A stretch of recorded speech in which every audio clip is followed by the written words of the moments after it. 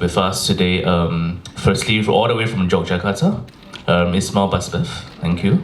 Yep. All right. Thank you. We also have all the way from Manila, three of the directors here. So of course we have the very amazing Kevin De La Cruz with us. So please take a seat. Thank you. And we have the power couple of Philippines.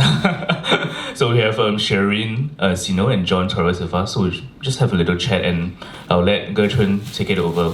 So, yep, thank you. So maybe you give me the microphone. Thank you. My name is Gertjan Zuilhof. You can say Gertjan Zuilhof if you want to do it correct, but I don't insist. I don't want to force you into an uncomfortable situation, but since it's a very intimate crowd, you might as well just sit here. Yes. Then we do even without microphone or whatever. But if you prefer your distance, which in fact I personally would do, you can just stay where you are. It's no problem. But just know you're welcome closer, so we can have like a more common talk. But it's fine like this.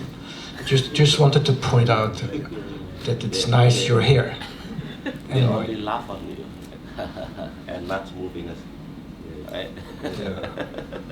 No problem. A bit unusual in a panel with a moderator. First, I will tell you something about myself, which is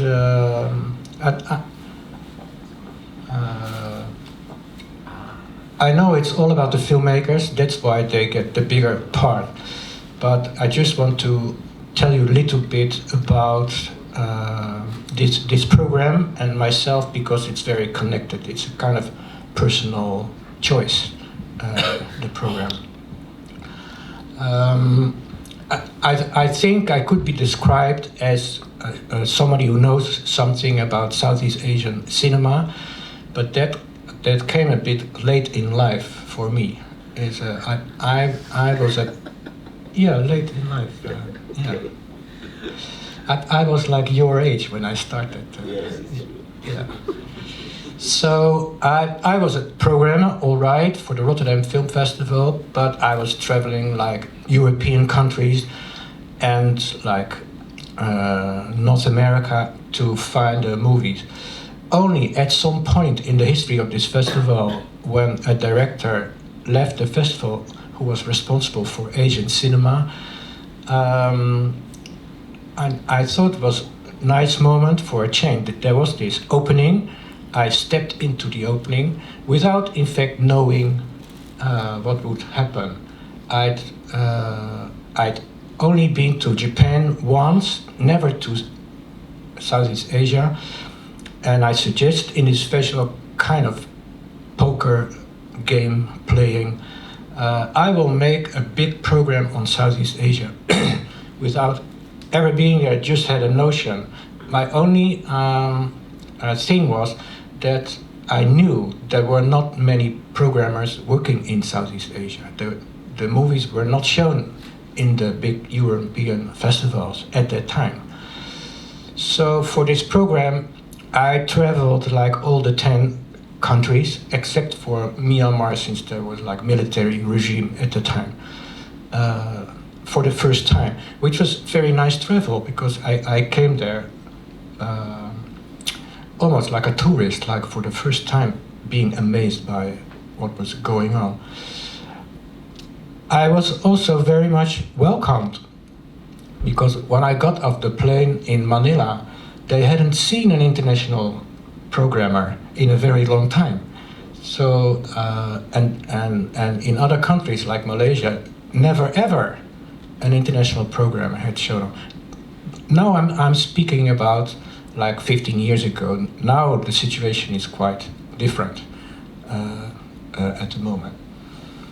So I also, when I made this program, I did not really decide to follow up. I didn't think I didn't see myself as a specialist of any kind, and I didn't think I should become one. I thought after this Southeast Asia thing, I might go to Africa, which in fact I did after a few years. But I had very nice experience and met like very nice filmmakers who became friends, and that's the start of this program. Because I kept following in Southeast Asia the filmmakers I met like 10, 15 years ago. And that's also like the foundation of this program. It's the filmmakers and it's the movies I remember after this time. So and in that sense, very personal choice. It also explains, not totally, but it also explains why certain films and filmmakers are not in the program. It's a bit obvious, of course. I thought the films you will already have seen, or the filmmakers you already know, like unavoidable filmmakers like Api Chatpong, Weerasethakul, for instance. I think that's not really my task, and I do not really help him by showing this movie. So let's concentrate on the filmmakers who are not Api Chatpong. So and they might maybe benefit a little bit from it, or they have a chance to come to Singapore, for example, and see what's going on. So in that sense, the program is for me very easy. For you, it will be like close to incomprehensible. Why is this movie here? Why the other one not? I mean, this is also your chance to ask about that. Why certain films are in this program, others not? What's the idea, in fact, behind this program is a bit in there.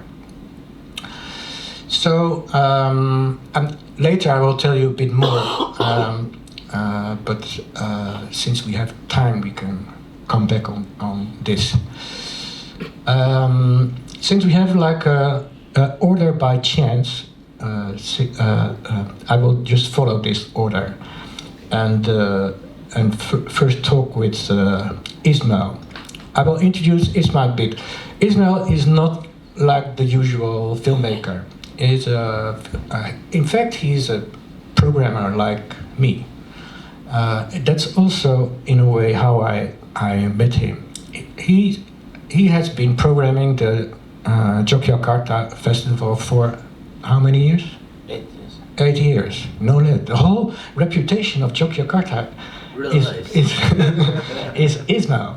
So I think that makes him quite different, because he understands a bit the programmers. It's always, maybe for filmmakers, a bit hard to understand what a programmer wants in that sense. But for Ismail, it's a normal thing. And another thing about Ismail had nothing to do with his movies is that he's one of the very few people on this planet who like my drawings. There are not too many of them. So it's also quite special in that sense. Then he made a movie which I really liked. It's Another Trip to the Moon.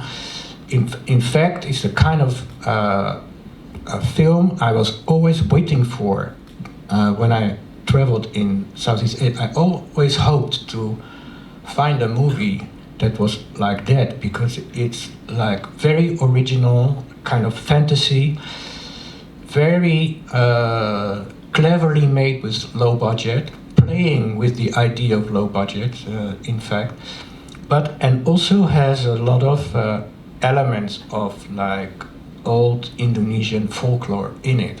So it's kind of the exotic movie par excellence. So when he made this movie, I was very happy, And I was waiting for a second one like that, but he didn't do it. Until now. He made other movies. I had to get used to the idea that the filmmaker who made my dream movie was no longer dreaming and made other kind of movies. Okay, your turn. I don't know. It's always, but first of all, I thanks Kawi and you for inviting me. It's actually my first time to Singapore, and I always like this idea for the last 10 years when I travel to a certain countries. I always want to be invited with my movie, so I will not go to a certain territory or country only as a tourist, because of, I think as a filmmaker, as an artist, the best introduction of us to be introduced to public is through our works, not by really travel as a tourist and take a lot of pictures. And I always like this idea of exploring. Like I know that my first feature film was for good lah for Gertjan or for many others filmmakers, but for me it's just the beginning, and I try to always jump from a different term and different technique and different territory also in the filmmaking style, by exploring and making movies, different movies, until I'm exhausted. Now I'm exhausted, that's why I came here. Like I believe that before I was raised as in the Islam Orthodox family, I was dogmatized that Islam is the only way to live and to accept my identity. So I decided during my university student, I decided to not be labelized or not be put in a one box of of identity. That's, I think, what affect my way of making films. That's why I don't want to be labeled as an experimental filmmaker or independent filmmaker or anything. I just pick, I'm a filmmaker, and this is my own way of making film and exploring things. So I don't really follow others people way of thinking, by making the same movie again and again, only with the bigger and bigger budget, like Api Chatpong. But for me, I don't know, I like this idea of exploring possibilities in Indonesia, because we live with many identities also. Only to the west we live with the Java also, but a bit different than my city, different Java, and in the west there is Sunda, and up there is Borneo, and it's different. So I like this idea of traveling and try to absorb this into this imagined idea of Ismail movies, like how Indonesian was made also, because I think, I don't know, I think my journey is not finished yet, but I really want to do this until I'm exhausted. Then I will know who is the true me, maybe after I die, not now. So I just live my life, and I'm not worried about what other people think about me. But I believe when I die later, then the one who will summarize me is the one who lived, not me. So that's the kind of life that I try to do now. Just I don't know. Yeah. That's Fair enough. So now you will understand why I invited Ismail for this panel.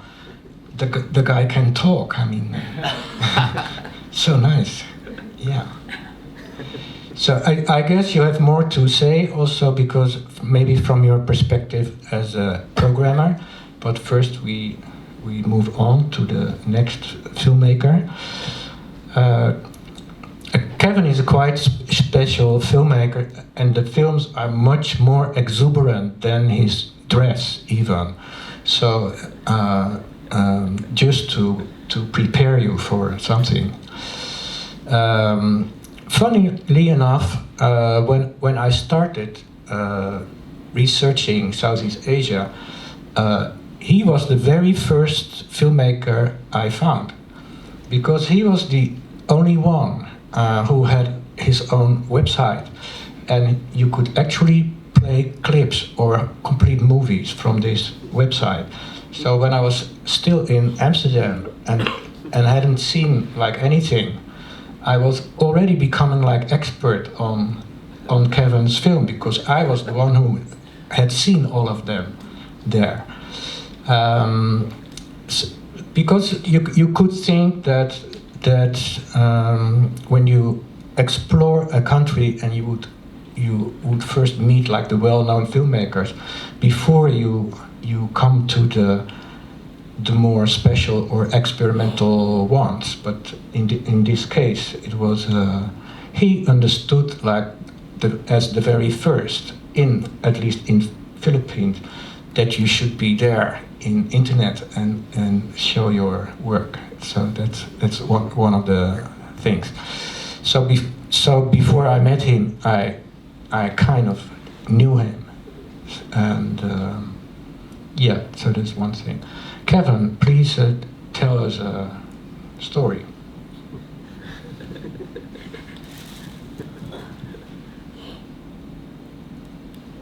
Story. Well, Gertjan and I made a book. This book, in English, it's called Kid Play. It's 33 of my poems and 33 of his illustrations. So the best guest in this panel will receive this beautiful book. But who, like the best guest is quite something. Like the best question or the best contribution or most beautiful eyes. Okay. Well, up to you. Most fragrant fart. You know. Yeah. So what's the question? The question is if you could tell like a story which gives an impression of your life and work.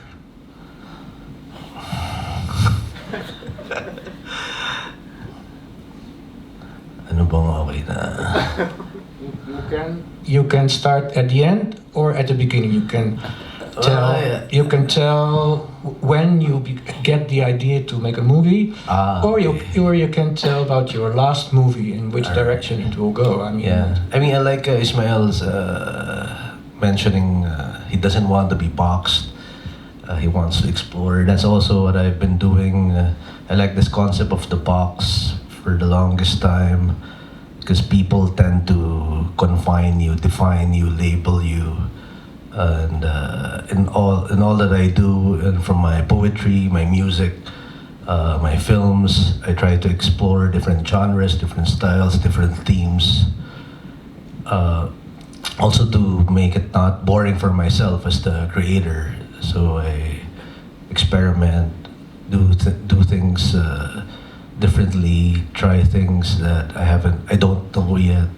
The act of creation is an act of discovery and learning the world and myself. Music. The first thing was music, and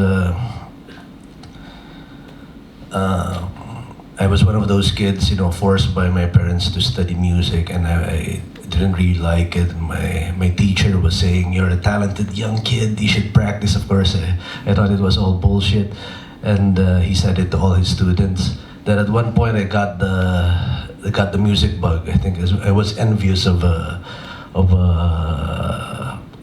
batchmate who was like excelling in music, and for some reason, for some crazy, selfish, whatever reason, I thought, I can also do music. And from then on, I became a music guy, practicing every day, trying to, I wanted to become a concert pianist and all that, playing dead white band's music. Then came poetry. Poetry, that's where I found my voice. I was creating, I don't know how many poems every day, just writing. Someone even likened me to you're not a poet, or you're not a human being, you're a dog. You have so many offsprings. Because I was exploring myself. I also believed in automatic writing. I wasn't because I know some writers who write and then revise this one poem for 1 year, and I'm not that kind of guy. I just write 10 poems, 20 poems. I even wrote 200 poems in 2 days, and then that's it. And so that's how I found my voice. And then film, I saw this crazy short film called Lightning, by a Filipino experimental short filmmaker that was for some reason shown on national TV. It's a black comedy about a corrupt politician getting killed by a flying giant pencil. And then I thought, this is poetry. I like to explore this medium. And then so I started making films. And there was a point that I was shooting every day, but then there became a problem of archiving and editing. I didn't have an editing machine, so didn't know what to do with all these footage, so I stopped shooting and so on and so forth. So right now I have less than 200 short films and less than 60 features.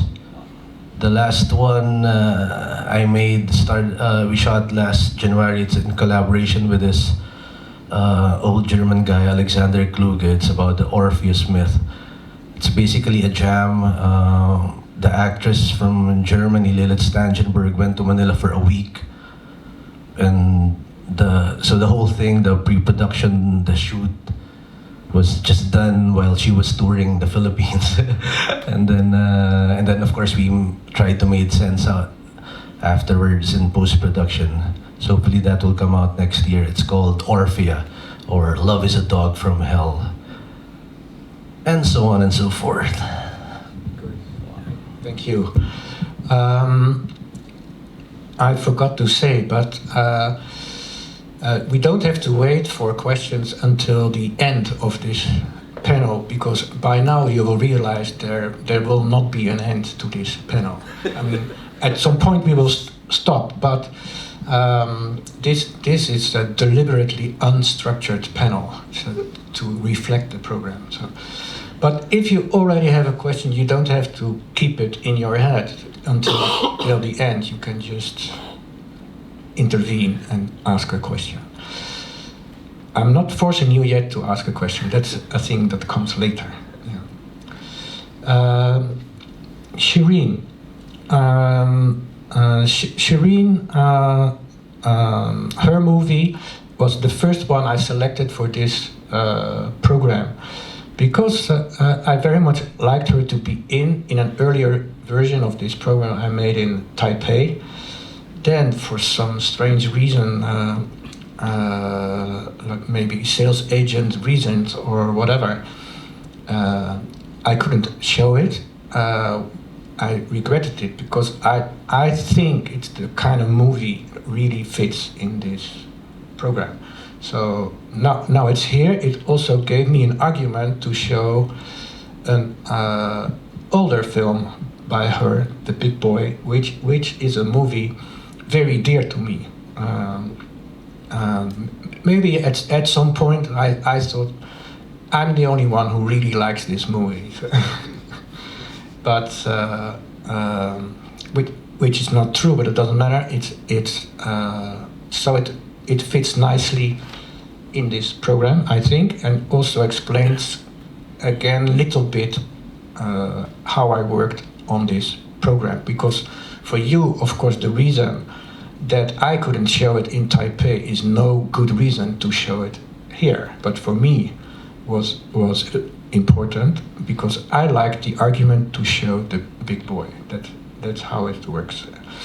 Just the big boy on its own would have been a bit lonely. So that's why I'm happy to have it here. Shireen is not just a filmmaker. She works in other media. She can make like art spatial art works. That's a thing. I was later, 2 months later, here in close by in Malaysia. I will show one of her works in Malacca, like installation works. I like very much filmmakers who, again, thank you for the word, are not boxed. They make like different things. When I work for a festival, I often have to explain why you want to make exhibition. You're a programmer and things like that. I say yes, but I follow my filmmakers. So the filmmaker makes short film. I show short film. The short film program is upset in the festival. You're not a short film programmer. How can you program it? Yeah, it's my filmmaker. It's I don't. Yeah. So that's the idea, and also reflects in this program is that when I find a filmmaker who is special and I like, and they do things I think is intriguing, I follow them for a longer time. I will make sure to know what they do. Like every Christmas, I will write them a card. What you're doing? when is your new film ready? And things like that. So that's a bit the idea. It's I don't follow like everybody. I follow certain people. Some of them are here, and a few more are out there. Shireen, tell us a nice story that reflects your life and work.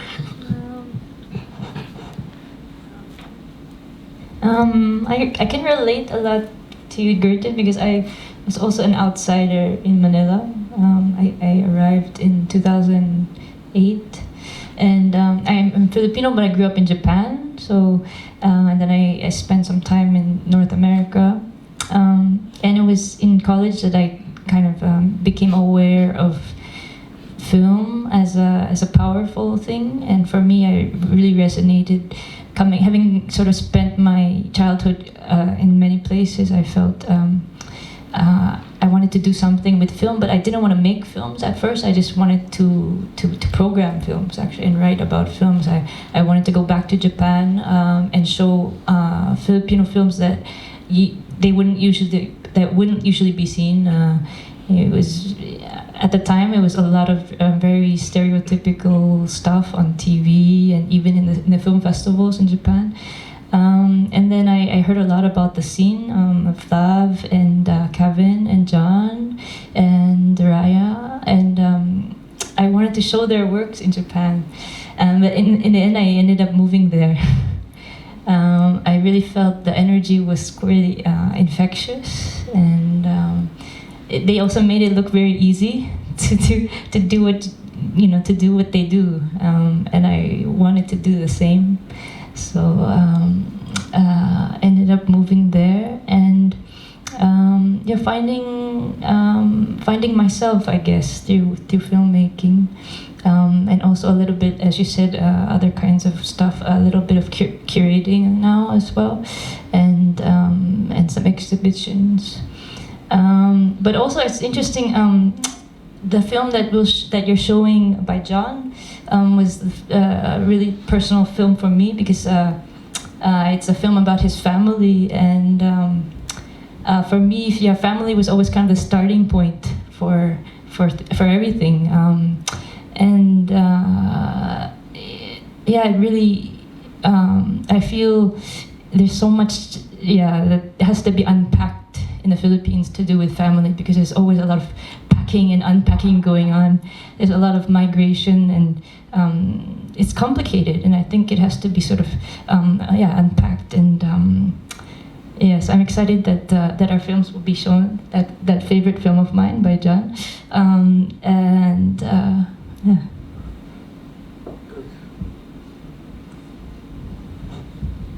Yeah, for the people who didn't guess, but they are like couple, which is also special in the filmmaking business. Because mostly when you have a couple, one is like producing the films of the other or things like that. But it's, I think, very nice. Feel free, but... So John, in fact, already introduced by this, but I want to say little bit more, because of every filmmaker I like, you can say he's a special filmmaker. He's making special films, but he is really making special films. If I guess you can see them as diaries. So they are, when you say a filmmaker makes personal films, it's kind of cliche.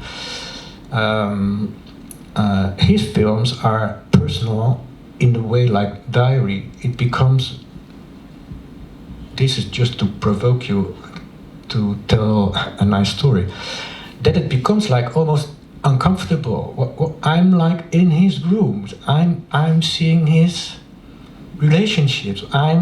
I'm seeing like his family breaking apart. I mean, do I have to be there? I mean, that it becomes like this close.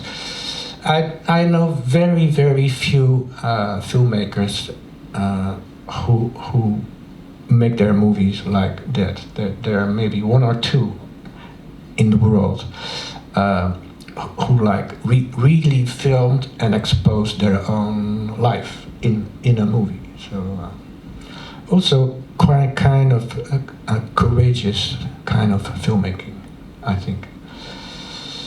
So John, for you, in fact, the same question. Yeah. There's a creeping thought or feeling that I have now that gets stronger and stronger. That I think how I was able to make films was that I was tricking other people that I was making films, and I feel more and more now that I haven't really started. I don't know if it's because of the reason of the birth of our daughter from last year, that I'm preparing for the moment that I will eventually start to make a proper film, which the proper film has been introduced as a question by my parents. You know, when do you make a proper film? When do you really make a film? And it's sort of this question that I think that I've latched on, that I'm not making a film, but these works are being exhibited in the context of film festivals and screenings. And it makes me really very, very free to even trick others that I am making such. So only because I think what I'm doing is really, I'm just integrating all my interests and all my questions into something that's recorded and something that's exhibited, and it all feels so natural for me. Maybe to give you an idea, when when I had my first work shown in a film festival setting, was actually Cavan's festival called .mof before, and I remember we were asked to be guests in a TV show or something, and so I was surrounded by other proper filmmakers, and thinking about it now, they weren't really very proper. You know, we had Raya, we had Pam Miras, and other more adventurous filmmakers that I came to be friends and admired. But what I wanted to say is I can go back to the memory of when I was a child. I was in a bubble. My parents had quite a comfortable house and had us, and in the backyard is a basketball court, and beside it is a dark room. And so I really, now thinking about it, those two spaces are where I really had very, very nice moments to play and use my body and to reach and to shoot the hoop, to shoot the ball into the hoop, and at the same time see my father going in and out of the dark room. And when I enter, I would see all the image that would emerge from just behind the red light and plastered onto the wall. And that was also the moment when I saw naked bodies for the first time, when my father was away, and his technician would show me some naked bodies, and I was so excited. and so I at the same time in our house, I was able to really experience, playing tapes on video decks and have cameras there. So everything was really very much integrated into how I looked and how I recorded goings on in my daily life. And so now I think that now that our daughter's here, I'm preparing to make a proper film. But I do not know how to start, so I'm documenting other people's productions, and filming the periphery, the spaces in the periphery of their set, and try to call one other person to help me fictionalize and collect other things that I could recycle in terms of other people's work. Yeah, somehow I have the feeling you should not make a proper film. I mean, somebody so gifted to like invent his own genre, to make films that only you can make. Because proper film also means like films making like other people make films. But let those people make those films. I mean, we need you for other things. Yeah, I mean, I'm convinced that I won't make a proper film ever. but so the experience was, this is a work that's here in the festival. Oh, now there are awards. Oh, now there's such a thing as the first film that you have to make. And once you've made that, there's a second film that you have to make. And these are the films that get funded, and you get funding for everything.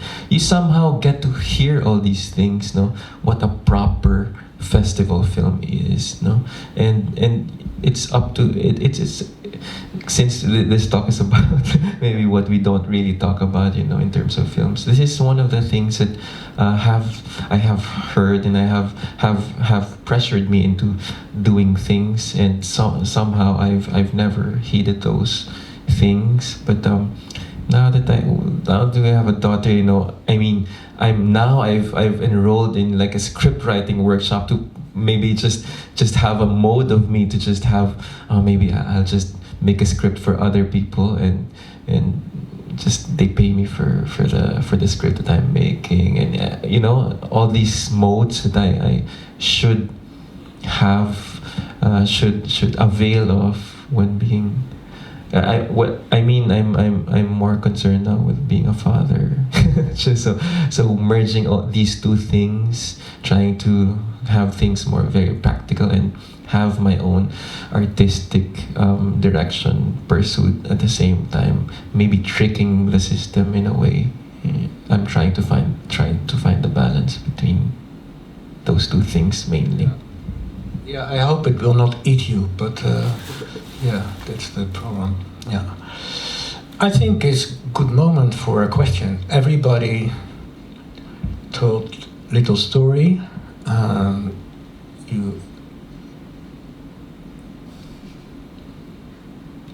Okay, yeah, please.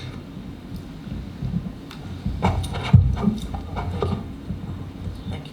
Hi everyone. Thank you for being here to talk to us. I think the one thing that I was waiting to hear about was something that was in the title of the panel, which is Southeast Asia. So does that come up in the ether when you are creating something, or does it you really only think about it when you are going into film festivals and thinking about where to position the films or things like that?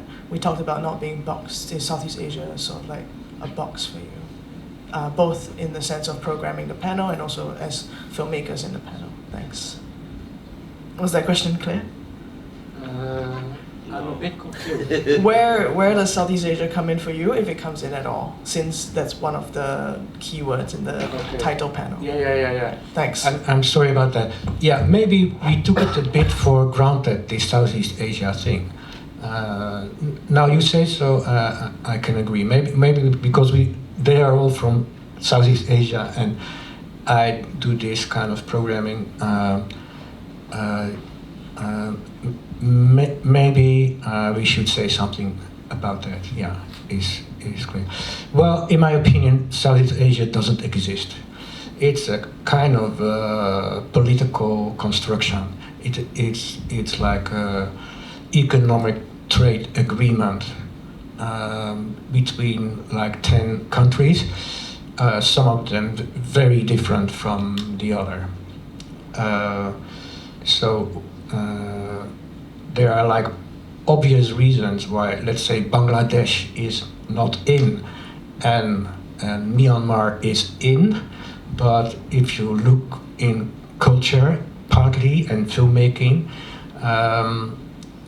you could doubt that. I personally, when I travel, I like the south of China very much.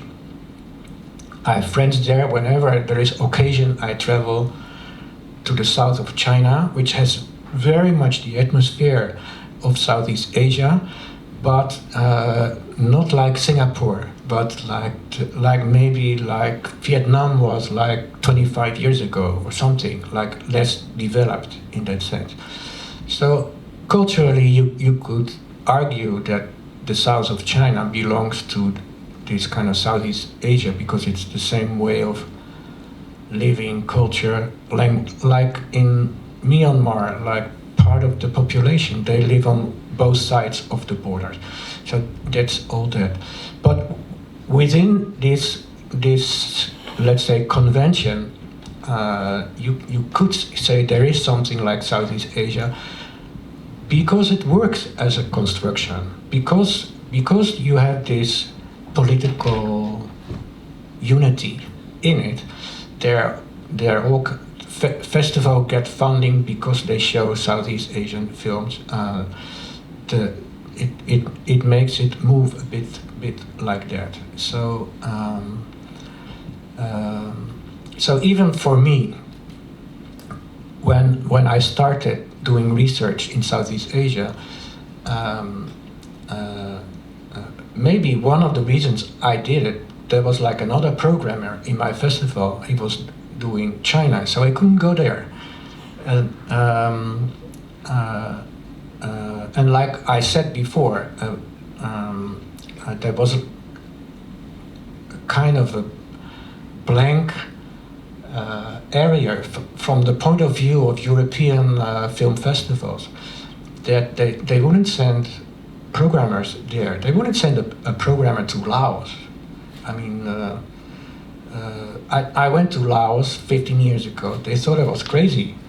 There's no filmmaker in Laos. Well, I found one, so so there is. But so I guess this Southeast Asia is a construction, but an accepted construction, meaning you have this program and you have festivals, and like this Malaysia festival I mentioned, Sea Shorts, they also do Southeast Asia, and number of that. So in fact, it's a not natural area, but it's there. So, and it works. And I also noticed that very soon after I started doing my research, that the filmmakers quickly started to meet. Some of them met in Rotterdam. They would meet like a filmmaker from Vietnam would meet somebody from Philippines in Rotterdam. So and they would feel kind of closeness and connection and things like that. So I know filmmakers who work very close together with other filmmakers in Southeast Asia because of that. So although they don't have same culture or language or whatsoever, yeah. So maybe that's part of the answer for your, yeah. Then we move to the Southeast Asians. You feel Southeast Asian, Ismail?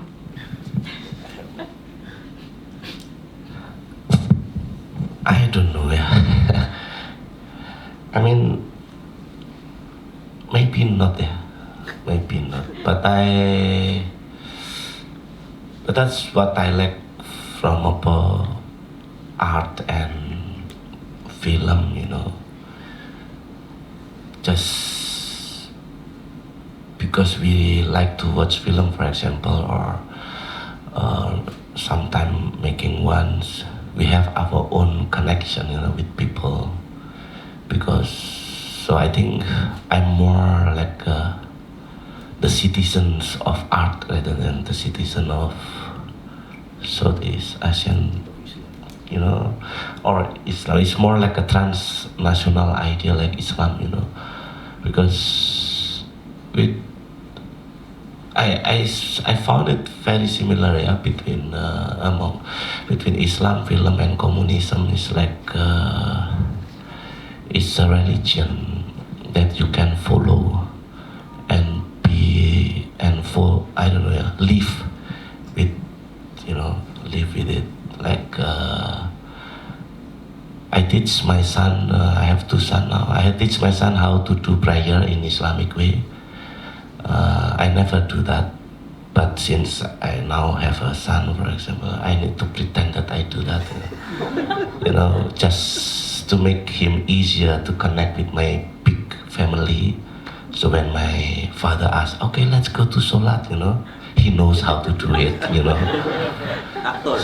So I act in my life, and that's art. It's not, you know.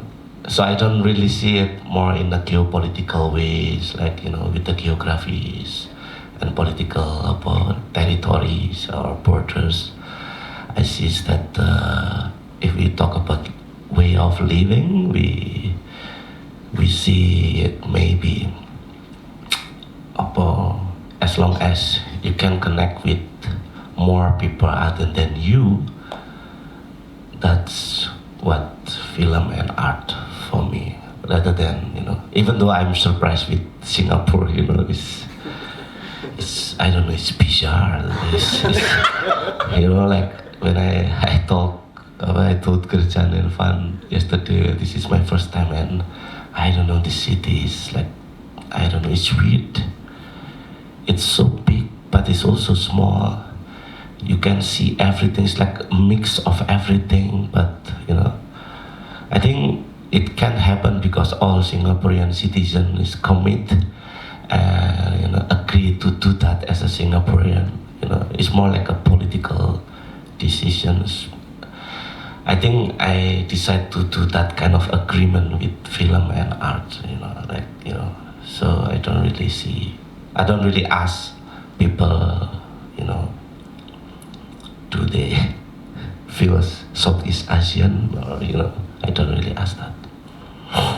Like, you know, I never met Syrian, but I know her work. I feel that I know her before, even though I never meet her. I mean, in person, you know. I rarely met with John, but I watched her about his movie, and it made me closer to him. It's more like, you know, something like, it's more like a religion, like communism, Islam, and films, more like that, I think.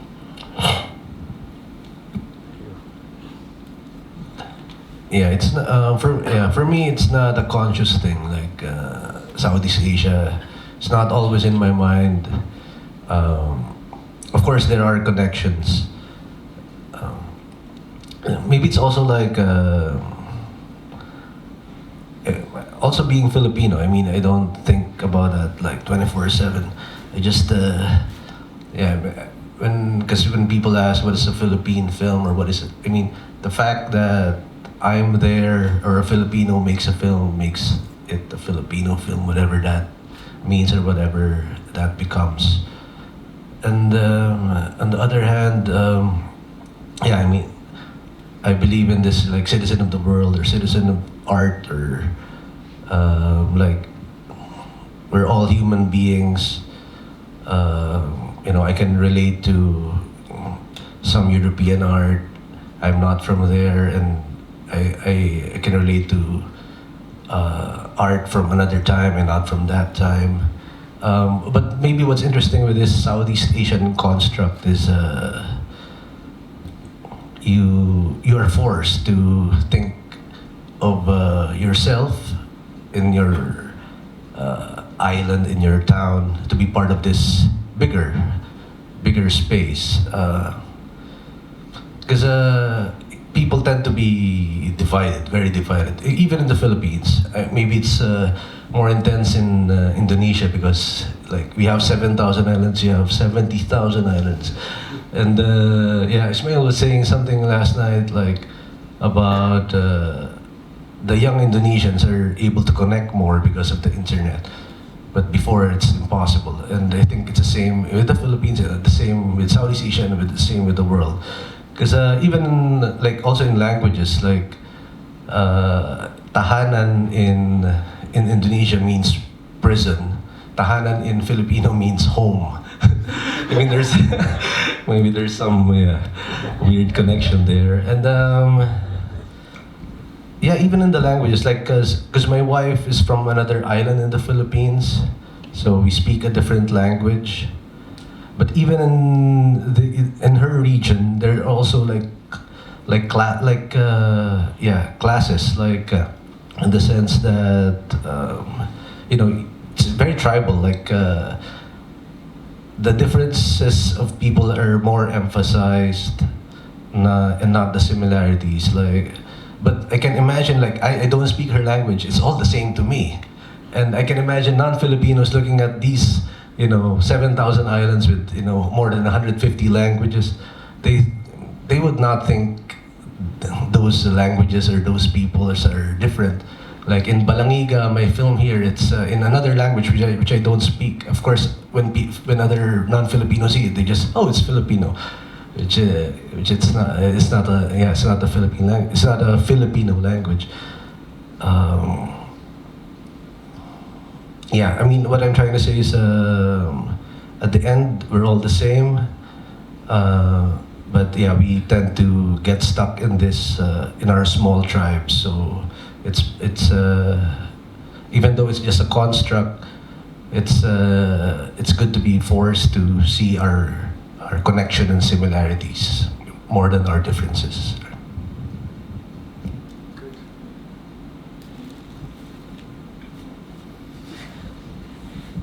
Yeah, after Ismail and Gavin, I don't think I have anything more substantial to say. I benefit from being called a Southeast Asian filmmaker when it comes to having the grant from the Hubert Balls Fund. And also when applying, especially if we apply at the National Commission for Culture and the Arts, and they ask you, how does this film contribute to cultural values? I, of course, am very Filipino, very, very good Filipino in the sense that I write things that they want to hear. But yeah, I really just benefit. I don't think too much about being Southeast Asian, being a Filipino film. I get very uncomfortable, even because when they ask that, they want to find out who is the best representation of what Filipino film should we be proud of. That's always the case when I fill out applications, and when they see in a very big place already, attended by or sponsored by the Culture and the Arts Commission, Yeah. Yeah, I see. So the conclusion is Southeast Asia exists as a very practical thing. Yeah. Okay. Any other question? Please. Hi, I have a question for Ismail. Did you start as a filmmaker or a film programmer? And does being a film programmer affect your work as a filmmaker and vice versa? Thank you. Hello, yes. I started as a film programmer first, at least as a volunteer. in the program where Philip Cheh and Karin Nugroho made this film festival in Jogja. I was working as one of the, like a program coordinator, but I didn't select films. The older committee selected, so I just arranged the schedule and everything. And yes, I think it affect my works because I watch a lot of movies from Asia and Southeast Asia because our festival is specialized in Asia. So I know more Asian film rather than European or US movies, you know. Like when I start to learn about this seriously, I was participate in this collective in Jogja where they have like a curated program in the coffee shop where the owner is one of the first initiator of Jogja film community. She was passed away already, but she's very strong woman, very clever, and almost everyone in Jogja is afraid of her, you know, Elida. And I think before the festival is there, the connection of Jogja filmmaker is on her. Like, you know, she knows everyone in the art scene and in film, and she tried to make this spot where everyone can meet everyone and collaborate and make something. And also I volunteer as one of the program person in this coffee shop. Until in 2008, I decided during this year 2004 till 2008, I make more like video art. You know, I have this video camera and I just make anything that I want, like without the logic of filmmaking. You know, just record anything that I want. Like then a John Torres movie. yes, like John Torres, you know, like suddenly, you know, we overpay because everyone was making something with video, so I want to also make something just like that. In 2008, I decided to be a film director by making a first short film, like fiction narrative short film.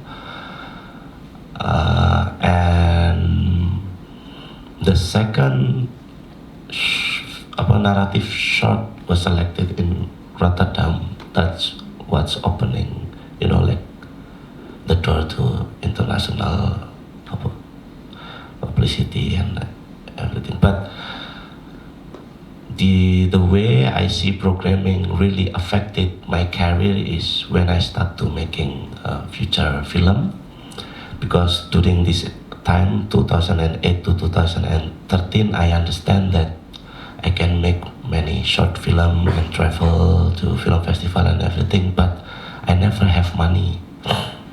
So I have this conclusion that you cannot be free if you are poor.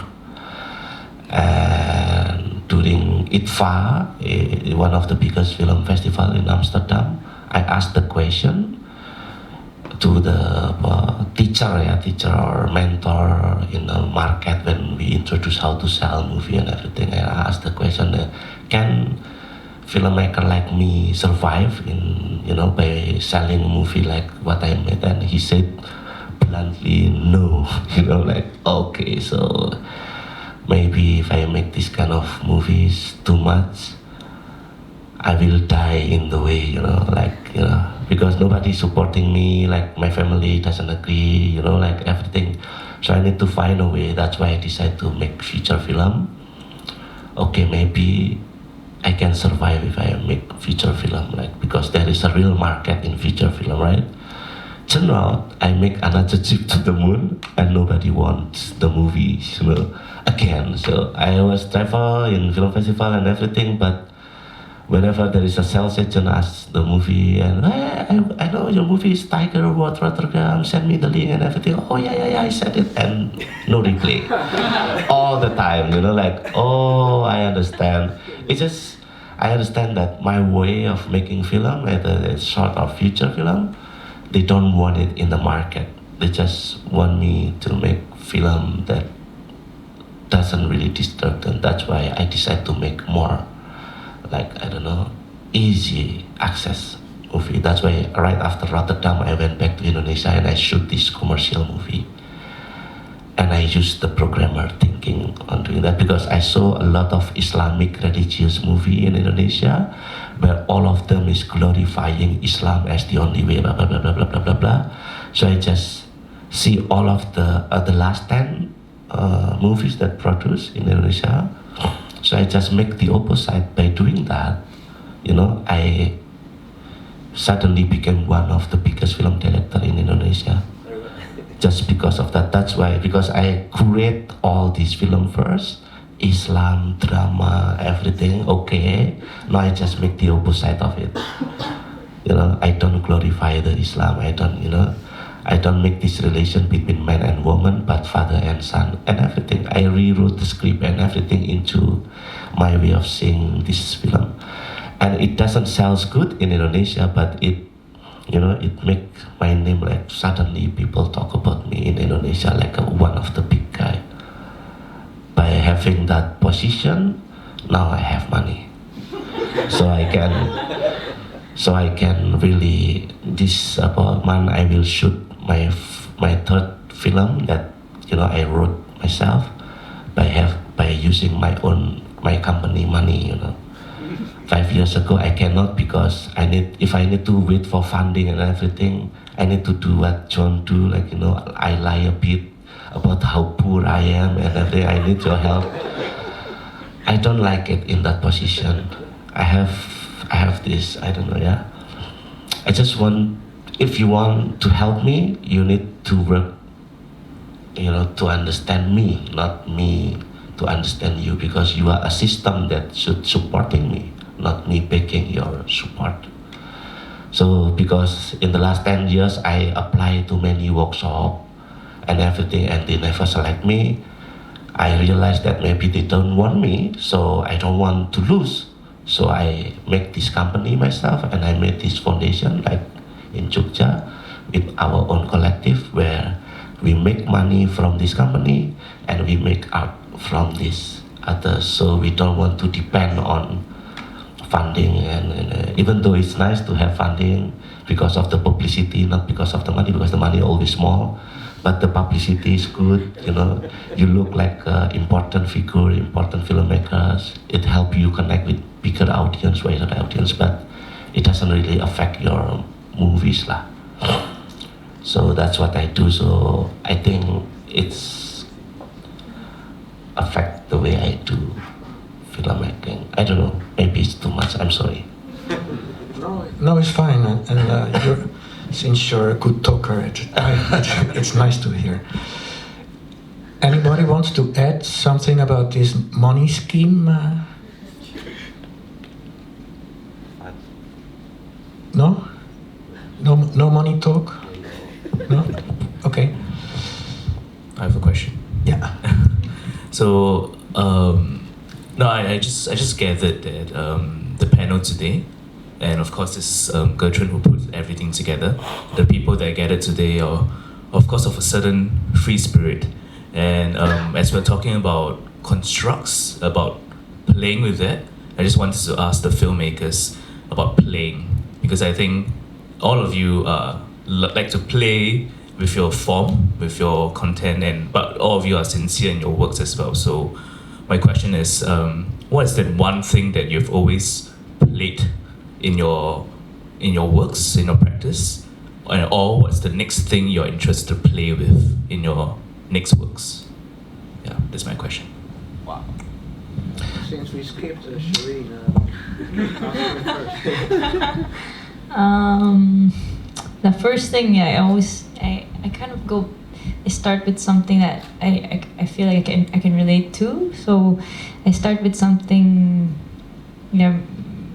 yeah, usually family stories actually I start with, and I actually the next film I make will also be from other family stories. More about it will be set in the U.S. and based on my father's migration to the U.S.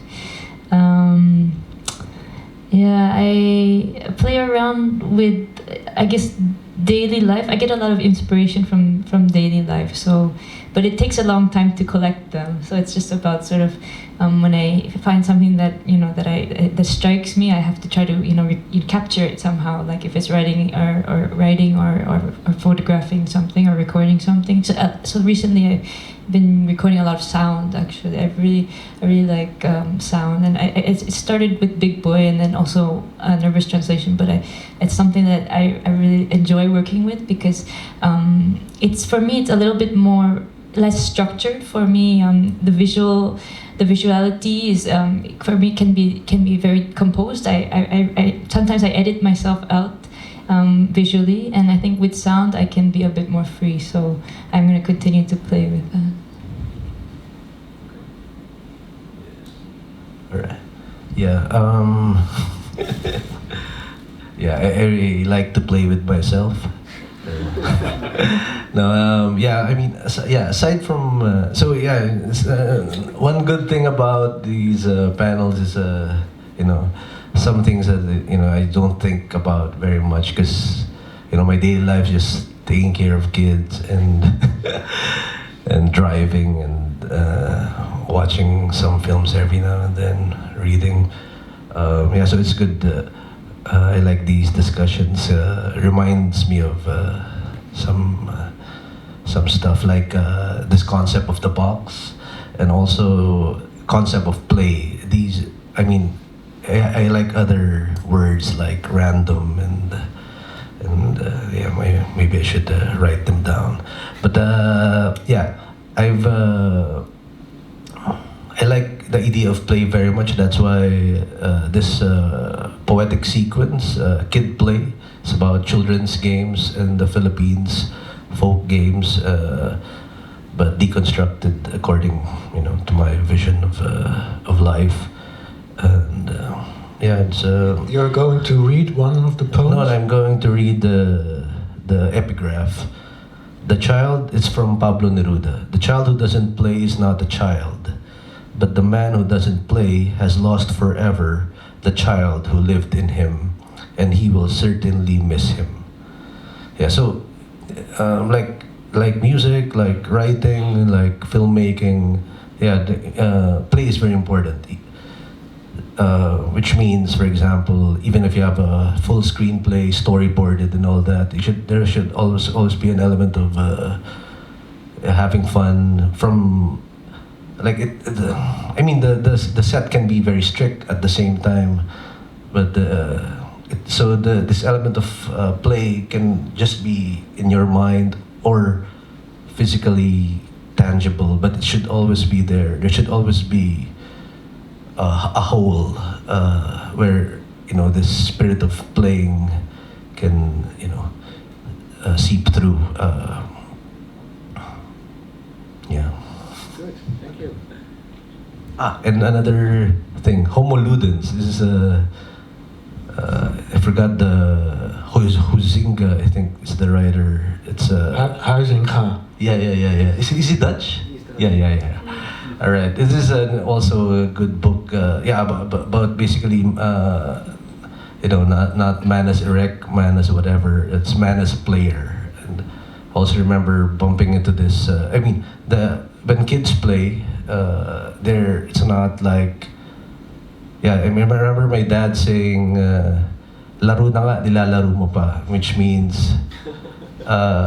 It's already playing, but you're playing with the concept of playing. So I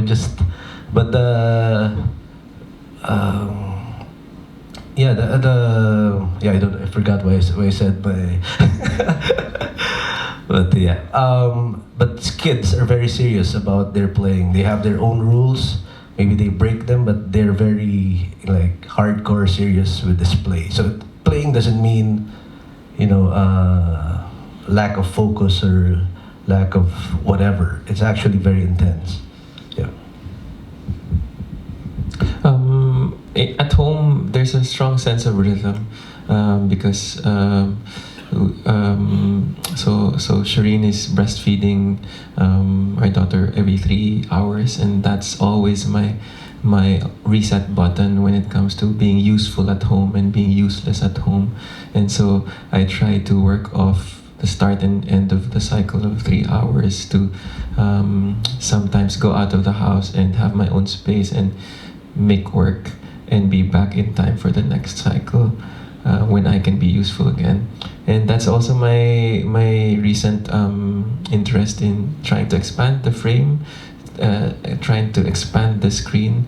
I strongly believe in rhythm in films, and I'm trying to see how combination of image and the rhythm within the frame and the rhythm that you create through editing plus sound would contribute to something that can render sometimes the text of and the story of the film a little bit useless also, which I got a reminder of when I was actually seeing Cavan's film yesterday, The Bamboo Dogs. I was struck by how rhythm can take and shape an experience and a very, very poignant experience without even bothering about the subtitles anymore, and not being bothered by what characters are saying. And so even with what you show, it's not so much important as what the filmmaker is hiding, beyond the frame and behind every actor, on the screen. So rhythm is what I'm trying to pursue and to be very, very practical about collecting work, because when I mentioned collecting scenes that can be usable in the context of other people's film shoots, much of it it's beyond my control. I don't have any actors, I don't have any rehearsal time to stage a dialogue, so I'm trying to see what recurring patterns I can edit together to form kind of experience in the film. Thank you. Maybe time for the playbook, since we talk about playing. Did you find somebody in the audience who can be the... No, it's too dark. It's too dark. Maybe you take off your sunglasses. Yeah. Who wants the book? Be quick.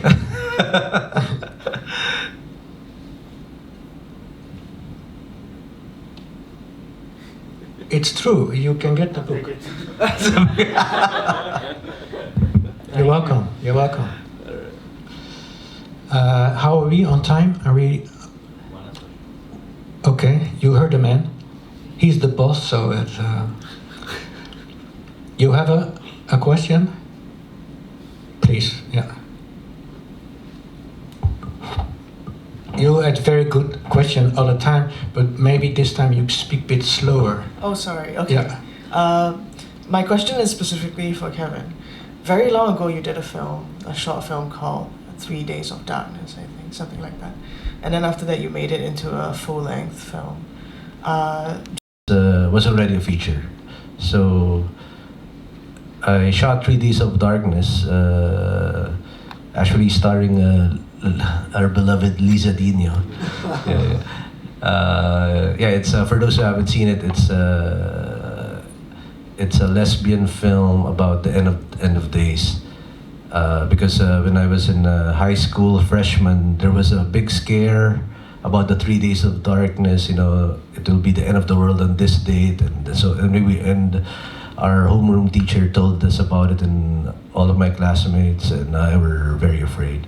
So that made a mark, and so later on, when I was making films, I really wanted to make this film. So I made the film, then I thought, I can actually make it more commercial. So I casted 3 popular soft porn actors in the Philippines to do the remake, and but it's very experimental still because but I think the first version is more experimental in the sense that the third day of darkness you don't see anything, it's just pure sound. Yeah. On the second version you see, you know, snippets. But I remember like one of the actors were very frustrated because you know, I had her like, you know, tumble down and, you know, do different stunts, you know, crazy horror stuff. But then when you see the film, it's like tuk, tuk. You know, it's like, yeah, she was very frustrated. Did I answer your question? Yeah, I mean, I think I also want to make another version. I think it's also I like you know, playing with numbers. Yeah, it's another keyword, numbers. I'm a frustrated numerologist, so yeah. Since it's called 3 Days of Darkness, I already did 2. I think I want to do a third one. Yeah, so watch out. Okay. Anybody a last word, or we're fine? We're good? Okay. Thank you very much. Oh, and then don't forget to watch which films are showing today aside from The last word. yeah, Commander Kulas at 4 p.m. and then Nervous Translation at 8 p.m. So don't leave Oldham or you'll be haunted. Thank you, Kevin, for the promotions. So yeah, hope to see you guys again, and thank you for joining us this afternoon, and hope to see you again for Sea of Sadness. Thank you.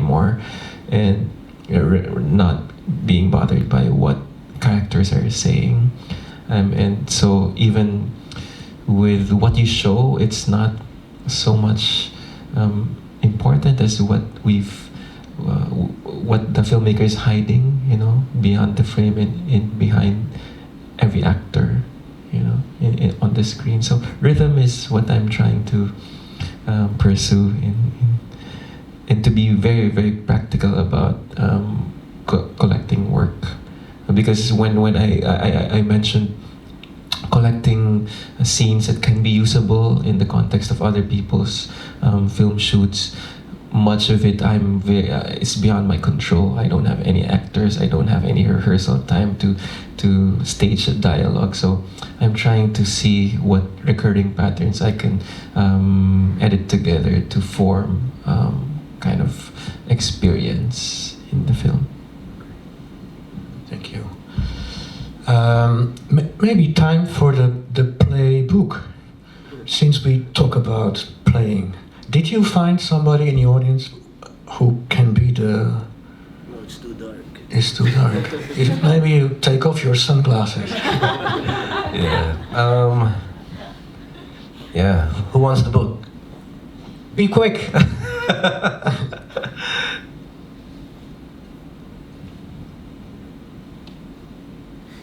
It's true, you can get the book. You're welcome, you're welcome. How are we on time? Are we... Okay, you heard the man. He's the boss, so it's... You have a question? Please, yeah. You had very good question all the time, but maybe this time you speak a bit slower. Oh, sorry. Okay. Yeah. My question is specifically for Kevin. Very long ago, you did a short film called 3 Days of Darkness, I think, something like that. And then after that, you made it into a full-length film. Was already a feature, so I shot 3 Days of Darkness, actually starring our beloved Lisa Dino. Yeah, it's for those who haven't seen it, it's a lesbian film about the end of days. Because when I was in high school, freshman, there was a big scare about the 3 Days of Darkness. You know, it will be the end of the world on this date, and our homeroom teacher told us about it, and all of my classmates and I were very afraid. So that made a mark. And so later on, when I was making films, I really wanted to make this film. So I made the film, then I thought, I can actually make it more commercial. So I casted three popular soft porn actors in the Philippines to do the remake. And but it's very experimental still, because but I think the first version is more experimental in the sense that the third day of darkness, you don't see anything. It's just pure sound. Yeah. On the second version, you see, snippets. But I remember, like, one of the actors were very frustrated because I had her, like, tumble down and do different stunts, crazy horror stuff. But then when you see the film, it's like tuk, tuk. It's like, yeah, she was very frustrated. Did I answer your question? Yeah, I mean, I think I also want to make another version. I think it's also I like playing with numbers. Yeah, it's another keyword, numbers. I'm a frustrated numerologist, so yeah. Since it's called 3 Days of Darkness, I already did 2. I think I want to do a third one. Yeah, so watch out. Okay. Anybody a last word, or we're fine? We're good? Okay. Thank you very much. Oh, and then don't forget to watch which films are showing today aside from The last word. yeah, Commander Colas at 4 p.m. and then Nervous Translation at 8 p.m. So don't leave Oldham or you'll be haunted. Thank you, Kevin, for the promotions. So yeah, hope to see you guys again, and thank you for joining us this afternoon, and hope to see you again for Sea of Sadness. Thank you.